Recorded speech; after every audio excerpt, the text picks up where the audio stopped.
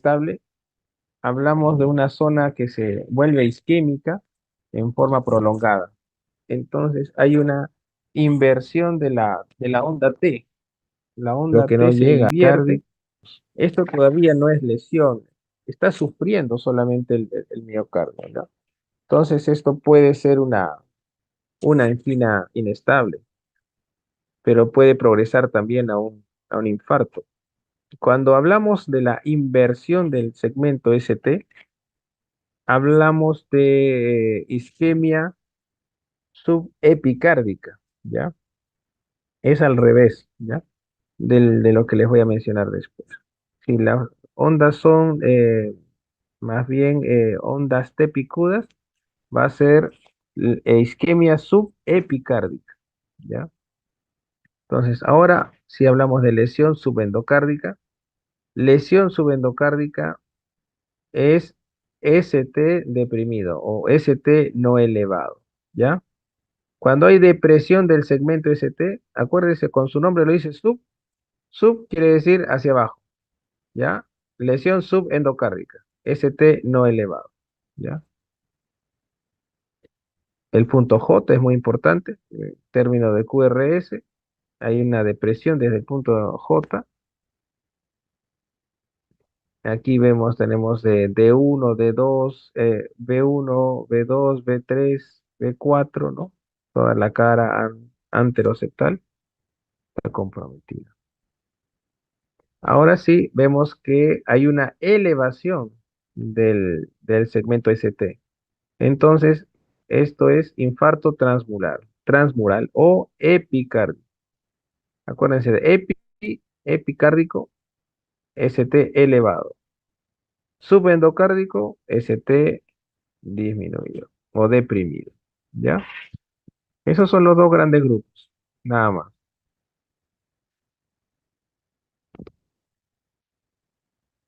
Podemos ver ST elevado de 2 de 3, ¿no? ABF, cara inferior.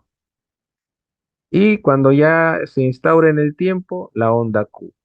La onda Q nos va a decir que ya hay necrosis.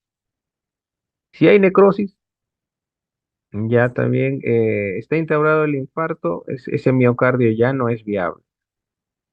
No daría chance ya no tendría sentido que esa zona donde tenemos infarto Q hagamos una angioplastía, le pongamos un bypass, porque ya no es viable, ¿no?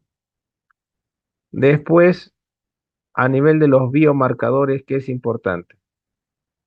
Vemos que la mioglobina es un marcador que se eleva rápidamente, pero que baja a las 24 horas. Después tenemos a CPKMB, pero arranca un poco después que la troponina, ¿ya? Entonces el CPKMB tiene utilidad, pero no es tan específico. El más específico hoy en día es la troponina, ¿ya? La troponina se eleva y dura hasta 10 días. El CPKMB a los 3 días ya está desapareciendo. Entonces, esto nos puede ayudar a hacer ejercicios mentales. Si vemos que un paciente está hospitalizado y al día 8 tiene un nuevo dolor torácico, ¿ya? Ya está para irse de alta, pero el día 8 tiene nuevo dolor torácico. ¿Qué enzima, qué biomarcador nos puede ayudar para saber de qué se trata? Troponina no nos puede ayudar porque en el día 8 todavía tenemos valores de troponina elevados, ¿ya? Entonces no nos puede ayudar a diagnosticar. Lo que nos puede ayudar a diagnosticar es el CPKMB, porque como bajó a los 3 días, si tenemos al día 8 nuevamente elevación, vemos que se trata de un episodio nuevo, ¿no? Si tenemos CPKMB al día 8 quiere decir que nuevamente se está infartando el paciente, ¿ya? Pero la troponina es el más específico y el que dura más tiempo. Lo mismo, ¿no? Hablando de CPKMB, ¿no? Su especificidad dice es limitada. Lo que les hablaba de las troponinas se elevan precozmente a las 3 horas, ¿no? Pico a las 12 horas. Se mantiene elevado 10 días. Después, la mioglobina. es muy precoz, pero no específica, y dentro de las primeras 24 horas se va a rango normal. A nivel de troponinas, tenemos que hacer también clínica, ¿no? Tenemos que hacer clínica porque el embolismo pulmonar también puede elevar troponinas, falla cardíaca también puede elevar troponinas, miocarditis, insuficiencia renal, sepsis, cirrosis, artritis, pueden elevar troponinas, así que tenemos que echar mano de la clínica para dilucidar entre uno y otro. En las clasificaciones del infarto, a nivel de las clasificaciones podemos tener la de Philip y Kimball, en el que la clase uno acá dice no tercer ruido ni rales, o sea, quiere decir que no tiene mucha clínica el paciente, ¿no? O sea, ahí tiene una mortalidad de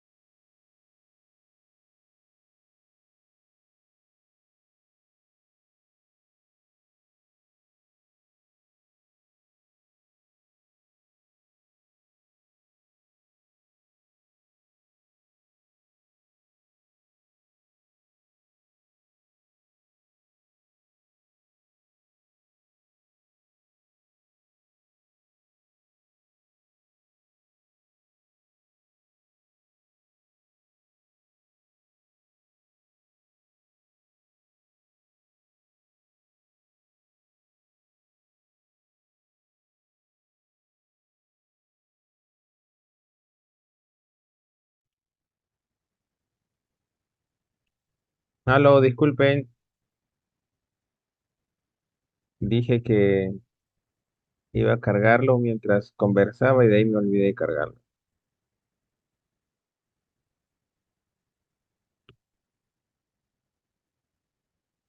Pueden ver, ¿no? En pantalla completa.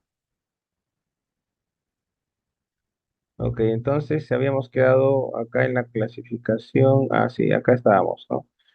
Entonces, en la clasificación de Killing y Kliman, vemos que ya si no tenemos mucha clínica, o sea, porque no tercer ruido ni rales pulmonares, hay un 6% de mortalidad. Si tenemos tercer ruido y rales pulmonares, 17% de mortalidad. Clase 3 ya tenemos casi edema agudo de pulmón, 38% de mortalidad. Y si el paciente está en shock, hay un 81 o 90% de mortalidad.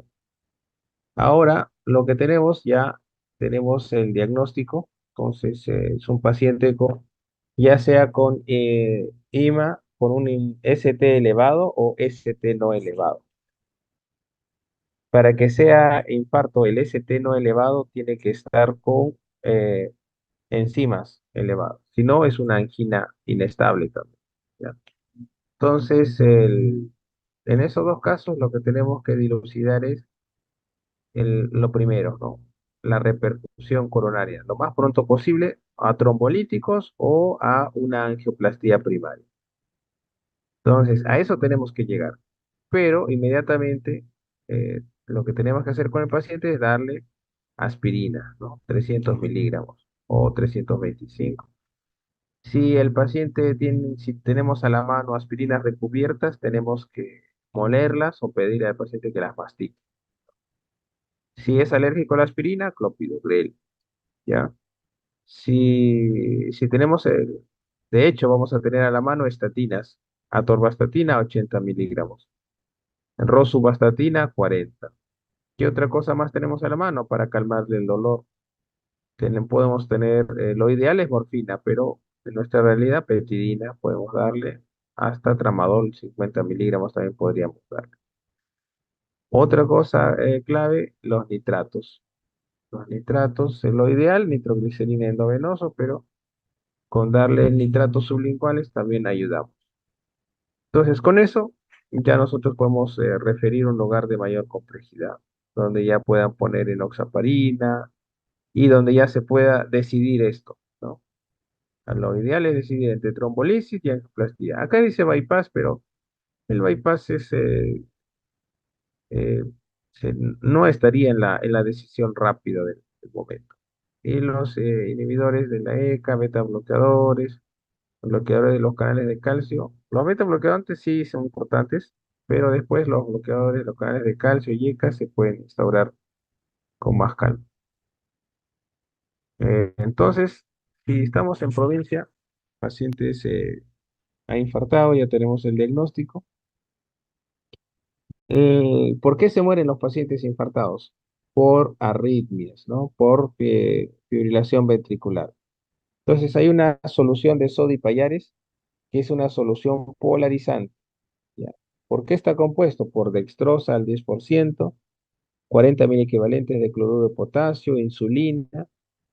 Entonces, nos dice que debido a la pérdida del potasio intracelular por la isquemia, el suplemento de este ion evitaría las arritmias. Y la glucosa e insulina aumentan la entrada de potasio a la célula dañada en la hipopolariza. Entonces, esta solución polarizante va a evitar la incidencia de extrasístoles ventriculares y va a mejorar la supervivencia. ¿Por qué solamente van a ver lo que los utilizan los países tercermundistas? Porque en países del primer mundo tienen desfibriladores, ¿no? En todos los lugares. Acá puede ser que haya desfibriladores, pero pueden estar almacenados ahí y guardados porque nadie los va a ocupar. Pero en otros países tienen desfibriladores mucho más sencillos que solo les habla y son parches, no es con paletas, sino solo parches que se colocan en el paciente y automáticamente la máquina va a dilucidar si lo va a desfibrilar o no. ¿no? Pero nosotros tenemos la solución de sodio y payares, así que con eso el paciente puede llegar a buen destino. Vemos que la fisiopatología del infarto con segmento ST elevado quiere decir que la placa que tuvo una fisura, ¿no? Que el trombo ha ocluido completamente la luz del vaso. Entonces, por eso es un vaso. Las coronarias son vasos epicárdicos. Ese vaso ha cerrado completamente. Entonces, la arteria que sigue está sufriendo todo ese segmento, toda esa zona, ¿no? Por eso hay una elevación del segmento. Vemos una angioscopía, también las paredes de los calcios que hay y el trombo que está ocluyendo la luz. También la trombosis provoca inflamación, ¿no? Con todos los marcadores inflamatorios y las cascadas de la coagulación que van. Entonces, ¿qué vamos a hacer?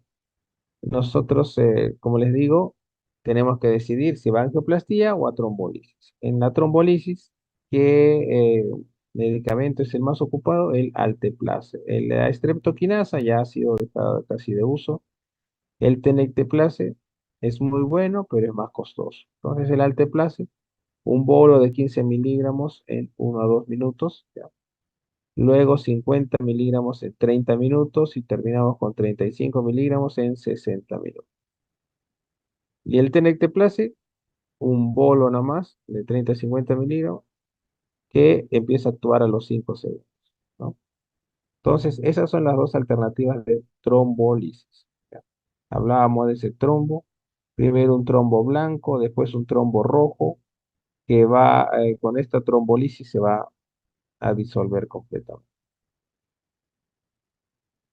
Entonces, haciendo un ejercicio mental, si el paciente llega a la emergencia por dolor torácico y tiene un electrocardiograma normal, marcadores negativos, se va de alta, porque es cualquier dolor torácico, pero menos infarto.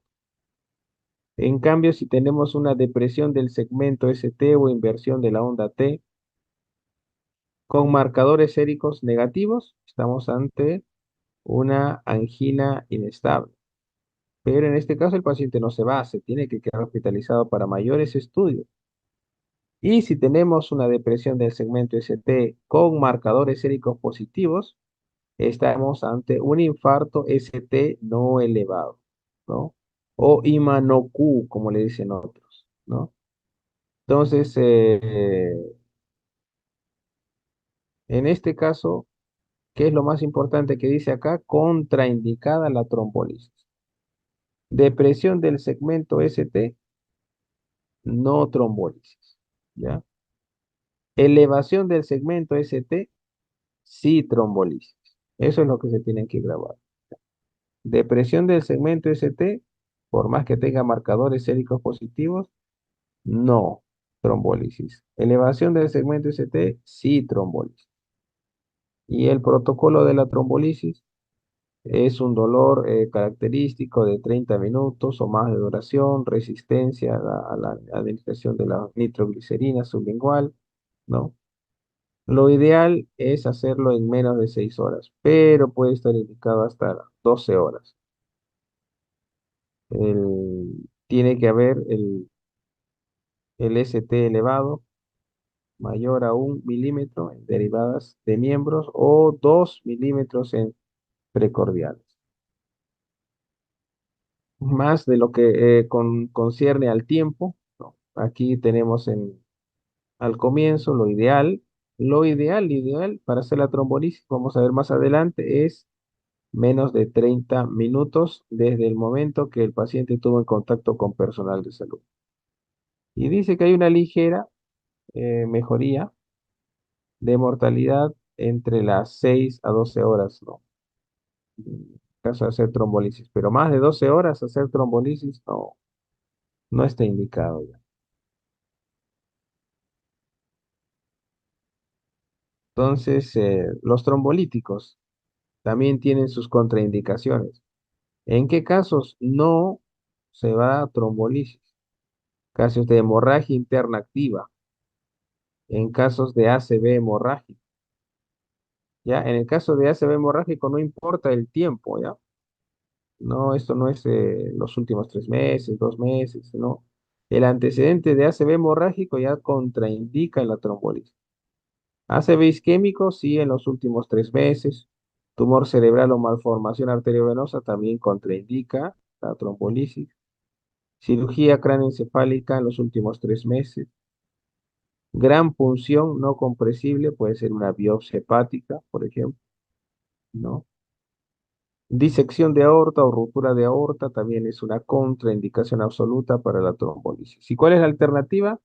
La angioplastía, ¿no? Que el paciente sea referido lo antes posible a un centro donde se realice angioplastía. Al hablar, siguiendo el tema de trombolisis, ¿cuáles son los criterios de repercusión? El alivio del dolor de un 50%, el descenso de la elevación del ST en un 50%, aparición de arritmias de repercusión y que el CPKMB o troponinas alcance su pico máximo. Esos serían criterios de repercusión. Entonces, como les mencionaba, al final llegamos a esto. Ya sea con un infarto ST elevado o un infarto ST no elevado con enzimas positivas, tenemos que, tenemos que decidirnos por esto. Perdón, ahí les dije algo que no es correcto. Solo el ST elevado va a fibrinolis, ¿ya? Y a angioplastía, podemos también, tenemos que decidir eso en ese momento, ¿ya? Entonces, ¿qué dice? Los pacientes con IMA-ST elevado que lleguen a un hospital con capacidad para realizar angioplastía deben ser tratados con angioplastía primaria dentro de los primeros 90 minutos del contacto médico, ¿ya?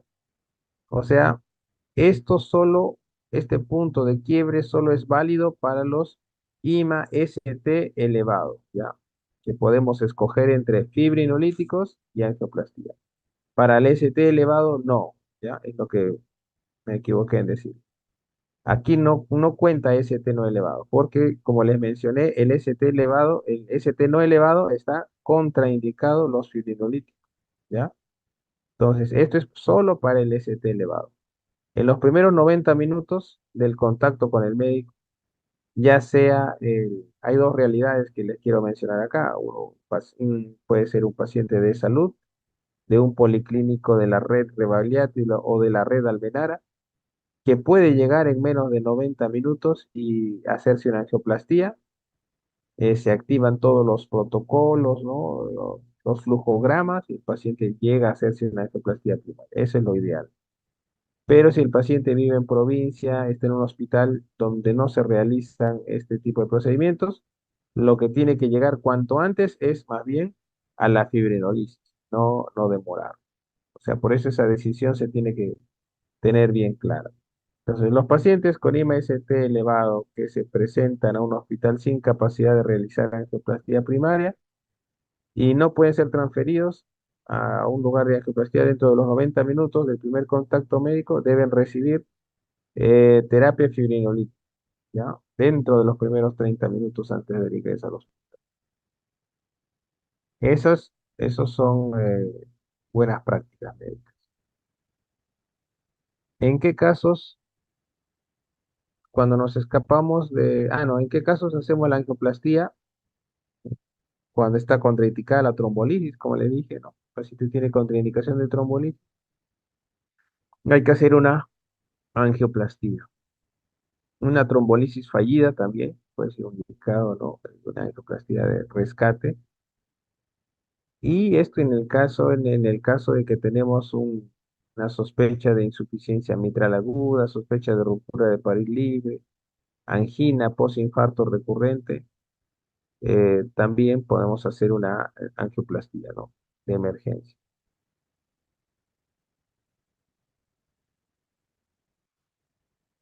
Aquí vemos una imagen de un cateterismo, ¿ya? Una mujer de 40 años. Eh, Aquí vemos que el catéter ha pintado el tronco de la coronaria, pero lo que está obstruido es la arteria descendente anterior. Entonces acá le colocan un stent y acá vemos ya El control, cómo pinta toda la arteria descendente arterial, ¿ya? Que es la arteria principal del corazón, como les mencionaba. ¿Ya? Entonces, en eso consiste el cateterismo, de abrir rápidamente la arteria y esa zona que estaba en isquemia, ese pulmón queda medio aturdido, ¿ya? Y se recupera con el transcurso de los días. Pero ya cuando se instauró la onda Q, es un miocardio infartado que ya no tiene sentido revascularizar porque ya está, ya fue a la necrosis.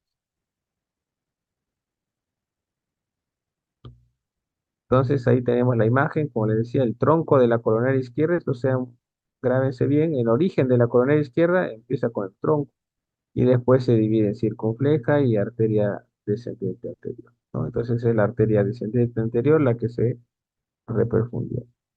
Al momento de hablar de bypass aortocoronario, cirugía abierta versus la angioplastía, esto es una pugna ya que en el que poco a poco la cirugía se va haciendo cada vez más por intervencionismo. Entonces, en este momento todavía está indicado el bypass, eh, a diferencia de la angioplastía, cuando hay estenosis de tronco de coronaria izquierda mayor al 50%, ¿ya? Y este sí es una emergencia. El paciente le hacen cateterismo, el cardiólogo no le coloca stent, sino se avisa para que el paciente entre lo antes posible para una cirugía abierta. Enfermedad de tres vasos, diabetes, enfermedad de dos vasos, pero y que incluyen estenosis de la descendente anterior en su porción proximal, ¿ya? Esos van a ser indicativos todavía de cirugía abierta, pero poco a poco van a ver que ya esto de enfermedad de tres vasos de aquí a poco tiempo ya se va a ir abandonando. Todo van a ser tratados con stent de aquí a poco. Hasta el stent seguro va a haber para lesión de tronco también, de aquí a poco. Tres formas de operar el corazón y acá, mediante estos estabilizadores, pueden controlar el corazón latiendo, se opera. Se llama cirugía de revascularización sin bomba, ¿ya? Este es corazón latiendo, sin circulación extracorpórea. El que ven acá sí es igual cirugía abierta, pero con parada cardíaca, ¿no? Tenemos al corazón quieto y podemos trabajar más tranquilos. Y acá lo que ven más abajo, un robot, ¿no? Da Vinci, que también puede ayudarnos a hacer cirugías por menos invasión y más exactas. Al momento de hablar de complicaciones del infarto, hay complicaciones eléctricas, que puede ser taquicardia, ¿no? Fibrilación ventricular, bradiarritmias, hasta puede llegar al bloqueo AB completo, ¿ya? Entre las complicaciones mecánicas tenemos la ruptura de músculo papilar, que es lo que hablábamos hace un rato. Este músculo papilar va a una válvula, a la valva de la válvula mitral, entonces ella se prolapsa y causa un edema agudo de pulmón súbito, ¿ya? También puede haber ruptura del septum y quedar con C y B. Puede haber ruptura de pared libre, ¿no? O el pseudoneurisma también, que vamos a mencionar más adelante. Complicación también puede ser el shock cardiogénico. Entonces acá, entre las complicaciones mecánicas, ruptura de músculo papilar, ¿ya? Ruptura del músculo papilar, un pseudoneurisma o en la zona infartada se dilata y se pierden las paredes del miocardio, solo queda el epicardio nomás.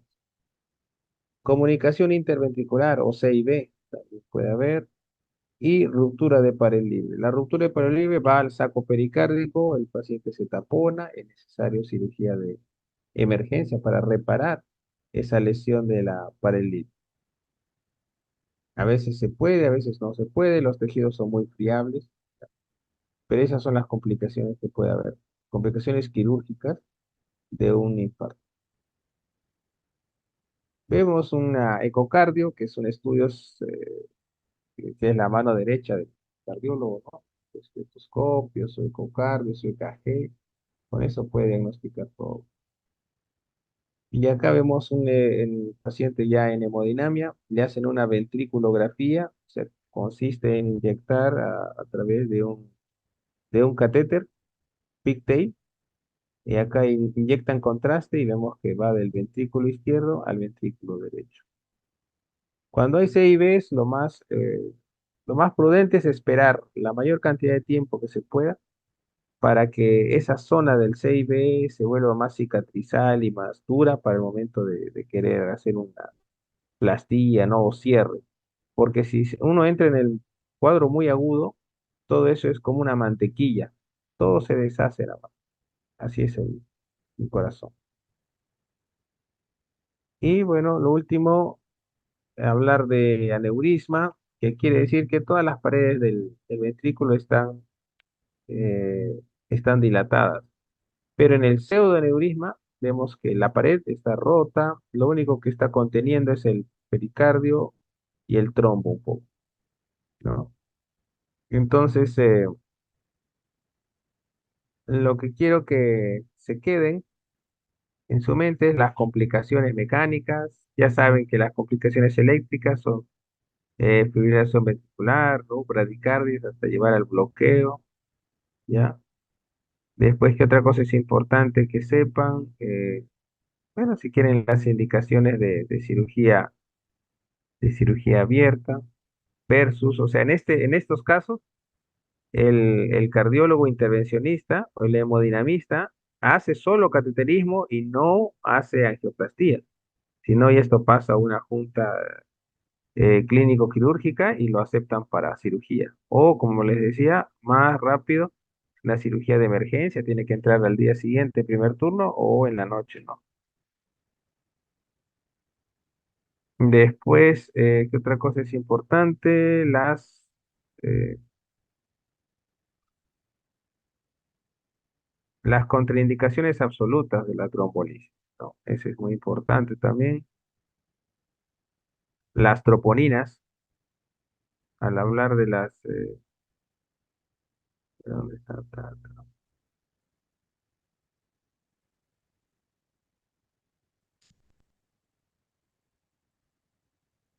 El alteplase, ¿no? Más que todo saber, ¿no? ¿Cuál es el que más se utiliza? La solución de sodio y payares.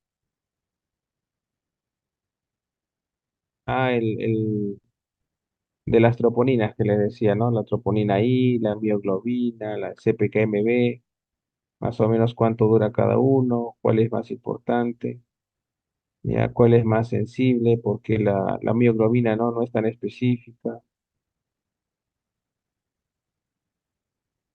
Y que al hablar de onda Q, hablamos de necrosis. Al hablar de segmento ST elevado, es un infarto transmural o epicárdico. Y al hablar de infradesnivel, eh, al hablar de infradesnivel, estamos hablando de lesión subendocárdica. Lesión subendocárdica no se tromboliza. Lesión transmural o epicárdica sí se tromboliza. Y las arterias, ¿no? Importantes. La arteria descendente anterior es la arteria más importante para la función del corazón, pero en lo que tiene que ver con el sistema eléctrico es la arteria coronaria derecha, ¿ya? Y el 15% también, bueno, la arteria circunfleja también es responsable de algo, ¿no? Ya para atrás. Un poco de las derivadas. Este cuadro es más práctico, más didáctico, para que se aprendan todas las derivadas en las distintas caras que va a afectar. Y el anterior, para que aprendan la arteria comprometida. Pero más que todo, si les voy a tomar, es de este cuadrito. ¿Ya? Eh, hay los tipos de infartos que hay, ¿ya? Nada más, chicos, espero que hayan encontrado algún dato que no habían escuchado antes. ¿Alguna consulta?